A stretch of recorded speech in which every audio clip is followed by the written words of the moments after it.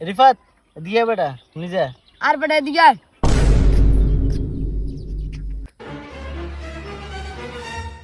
তো কি অবস্থা তোর? ওই তো আসি বেলায় কি রে জিয়াদ কি অবস্থা? ওই তো আসি বেলায় কি রে রিফাত তোরে তো দিয়া টিয়া দেয় না 2-3 মাস ওর তোরে দেখছি এই তো বাড়িতে থাই গেম টেম খেলি। আর বেটা থাম বেটা, তোরে আগে কিলে বলেছি রে, হন বেটা ইম্পর্টেন্ট একটা কথা আছে। আচ্ছা কি ইম্পর্টেন্ট কথা কোন?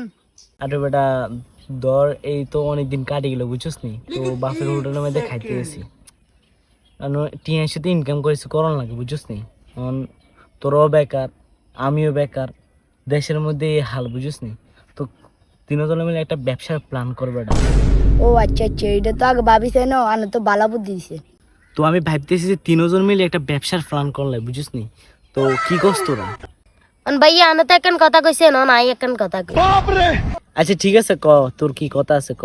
আর ভাইয়া আনে তো ব্যবসার কথা কইছেন, আর কি ব্যবসা করুন যায়? আর বেটা হুনা আর একটা কোম্পানি করি। তেরে বেটা তো টেটি আসেনি তুই কোম্পানি খুলতি। আর বেটা রাখ বেটা তো কোম্পানি হুন আর কথা হুন বেটা। হুন, সামনে তো বেটা আম কাঁঠালের সিজন আইতেছে বুঝছিস না, আমরা যেন বালা টাকা কামাইতে এরকম কি করছ তোরা, একটা ব্যাংকের মধ্যে লই অনেক টাকা কামাইতে এরকম। আরে ভাইয়া নে এত বুদ্ধি কত না নেন, সেরা বুদ্ধি আর ফাটাফাটি সেরা একটা বুদ্ধি দিছেন তার নাই। আরে বেটা আমি সবসময় ভালোই বুদ্ধি দিই বেটা, কেউ শুনে না বেটা, কিটা করতাম ক। আরে ভাই আয়ন গরজন লাগবো আই উড়ি। আর বেটা কোনে যাস হুনি যায় বয় অনেকক্ষণ তো হইলো, আর মোবাইল মনে ফুল চার্জ হয়ে গেছে, অন কাস্টম খেলা লাগবো। আচ্ছা ঠিক আছে আই উড়ি।